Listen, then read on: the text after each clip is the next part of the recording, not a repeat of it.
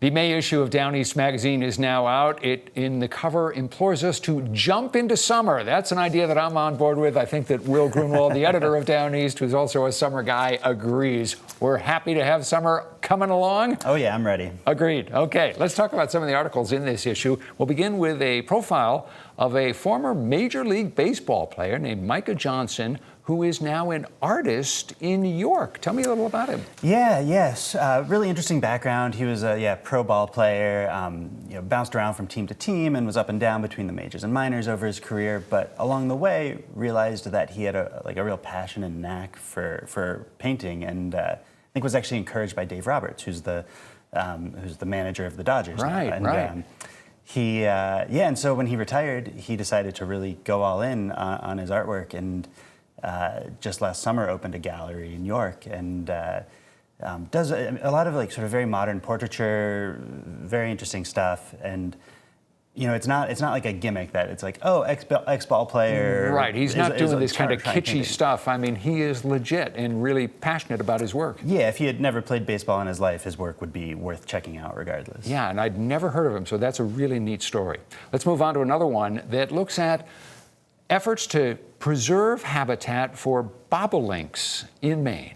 Yeah. So, they and other grassland bird species are, it sounds like, historically a little bit of an underappreciated conservation target in Maine, in part because we're not really a grassland state, right? We're a forest state. Right. And over the years, as farmland expanded in Maine, more of these birds found a home here. What this group out of Somerset County is doing, the Ag Allies, Agriculture Allies is the name. They're trying to work with farmers or anyone who owns a large tract of field to manage the cutting in a way that's friendly to these species, so you're not trampling their nests and their nestling birds when they're early spring learning to fly. And they're beautiful birds with a distinctive call, so it's good to see people doing what they can to help the bobolink population. Yeah, they call it the R2D2 bird sound, which I'd never heard before, but that's spot on.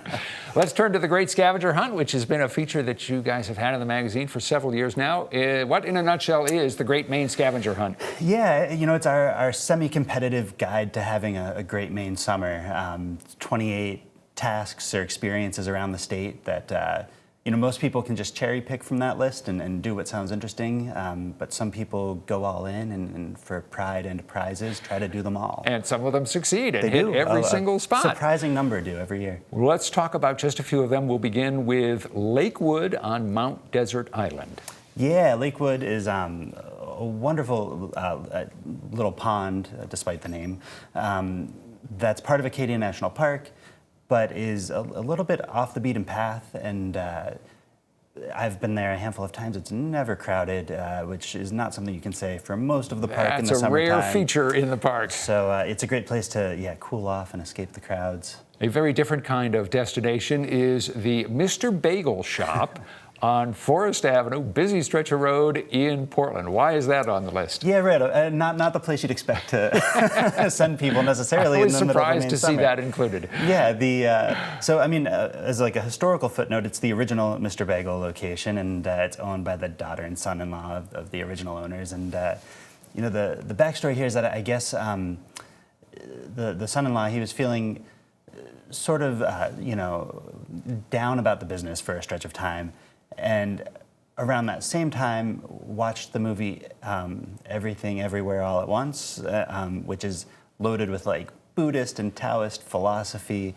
And he was, moved by this to an extent that he started writing these sutra-esque slogans on their marquee outside and rotating through them. They're sort of poetic and they're sort of calming. I go by them all the time, and they're nice. They lend a little tranquility to a stretch of the road that doesn't necessarily promote tranquility. Yeah, exactly.